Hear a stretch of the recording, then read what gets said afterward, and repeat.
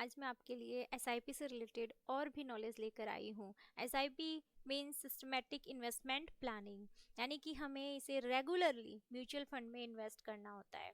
तो उसके लिए step first is decide your goal, यानी कि हमारा गोल डिसाइड होना बहुत ज़रूरी है। जैसे कि रिटायरमेंट हुआ, किड्स एजुकेशन हुई, जो भी। तो उसके लिए हम एसआईपी स्टार्ट कर रहे हैं। तो अगर हमारा गोल ऑलरेडी डिफाइन है तो हमारे लिए एसआईपी स्टार्ट करना, इन्वेस्टमेंट करना ईजी हो जाता है। Next step is choose an investment platform.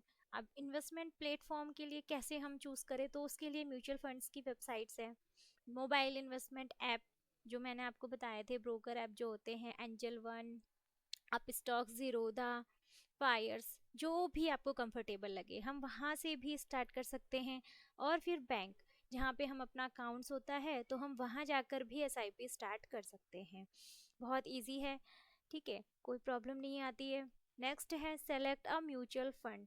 अब ये है कि म्यूचुअल फंड, हम राइट म्यूचुअल फंड कैसे सिलेक्ट करें कि हमारे अकॉर्डिंग मार्केट का जो भी रिस्क है तो वो भी प्रॉपर रहे और प्रॉफिट कंटिन्यू होता रहे।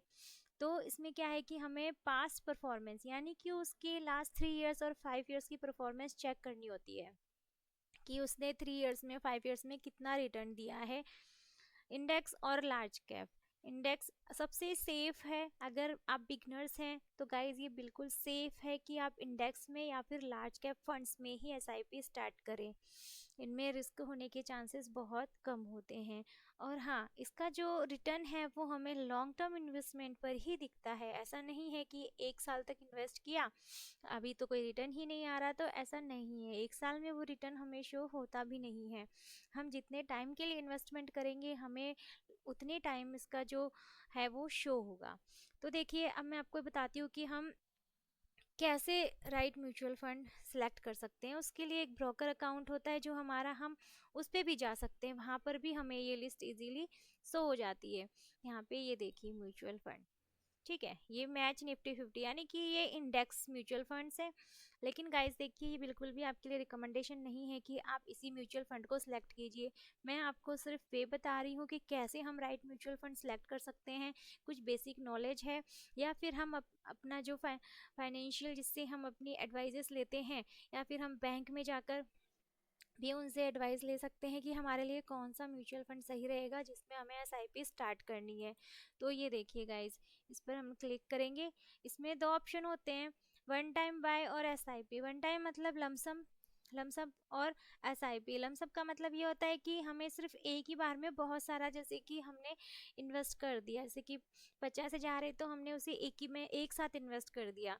और मंथली, यानी कि 50,000 को ही अगर हम 3,000, 5,000 ऐसे करके हम कंटिन्यू रेगुलरली इन्वेस्ट करें तो वो बेस्ट होता है, क्योंकि जो कंपाउंडिंग ऑफ मनी होती है वो रेगुलरली इन्वेस्टमेंट के अकॉर्डिंग अच्छी होती है। ठीक है, अब इसमें हमें मेन क्या देखना होता है वो मैं आपको बताती हूँ। बस इसके लिए हमें ये नॉर्मल इसकी नॉलेजेस मिल जाती है यहाँ से। ओके,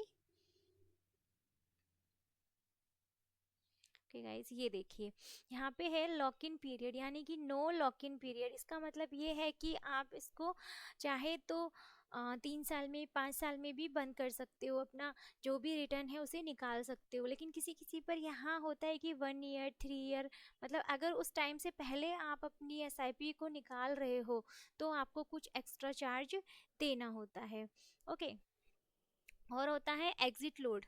ये पॉइंट, एग्जिट लोड मतलब कि जब आप एसआईपी को निकाल रहे हो, उसको ब्रेक कर रहे हो, तो आपको कुछ परसेंट अपने रिटर्न का देना होता है। तो जहाँ 0% है या फिर 1% से कम है तो आप उसे ही सिलेक्ट करो, वो बेस्ट होता है।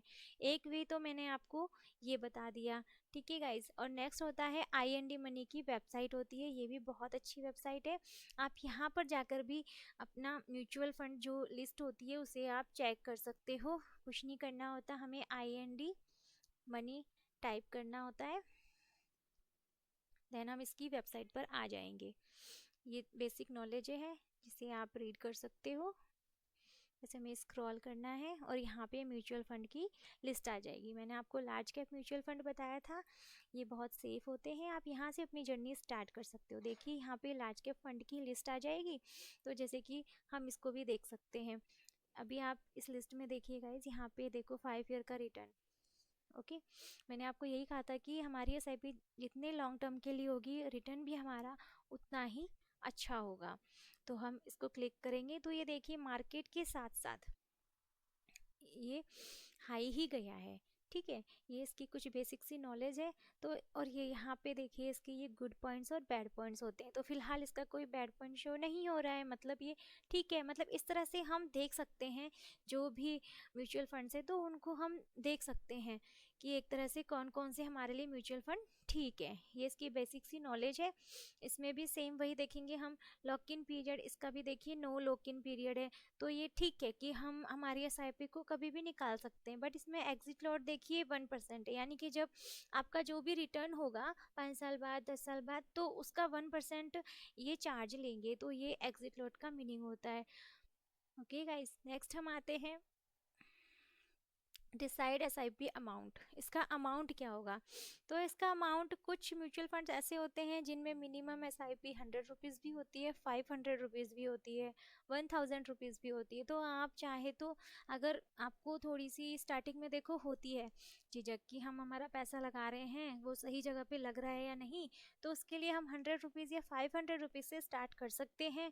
और कंटिन्यू हमें ये प्रोसेस फॉलो करना है कि हम 3 साल या 5 साल तक हर महीने, अगर 500 रुपये हमने डिसाइड किया है तो 500 रुपये हमें इसमें इन्वेस्ट करना ही करना है। क्योंकि जो कंपाउंडिंग जो मनी होती है वो लॉन्ग टर्म में ही होती है, शॉर्ट टर्म में नहीं होती है। ओके गाइज, नेक्स्ट क्या है? Select SIP date. इसके लिए हमें डेट सेलेक्ट करनी होती है कि हमें हर महीने की, देखिए 1 तारीख, 5 तारीख, या फिर लास्ट में 25 तारीख हो गई, 26 तारीख हो गई, जो भी आपको डेट सही लगे, तो यानी कि उस डेट पर हमें एसआईपी करनी है। तो वहाँ पे वो ऑटोमेटिकली हमारी एसआईपी हो जाती है। तो बस हम एसआईपी स्टार्ट कर सकते हैं। और इसमें यही है कि हमें एसआईपी को कंटिन्यू करना है। क्योंकि अगर हम लॉन्ग टर्म 25 ईयर्स के लिए अगर हम एसआईपी कर रहे हैं, तो जो भी हमारा जो प्रॉफिट होगा ना, अगर हमने 15 साल पहले, मतलब 15 साल तक एसआईपी की और हमने उसको निकाल लिया, तो वो जो 5 साल, जो नेक्स्ट जो 5 साल हमने छोड़ दिए ना, उसमें जो हमें रिटर्न होना है, तो वो उस रिटर्न से हम रह जाएंगे। क्योंकि जो मेन रिटर्न जो होगा ना वो तभी होता है। बस हमें ये है कि कंटिन्यू हमें एसआईपी जो हमारा अमाउंट है वो या तो हमें इंक्रीज़ करते रहें हर साल, या फिर जो भी है उसे हम कंटिन्यू इन्वेस्ट करें। Okay guys.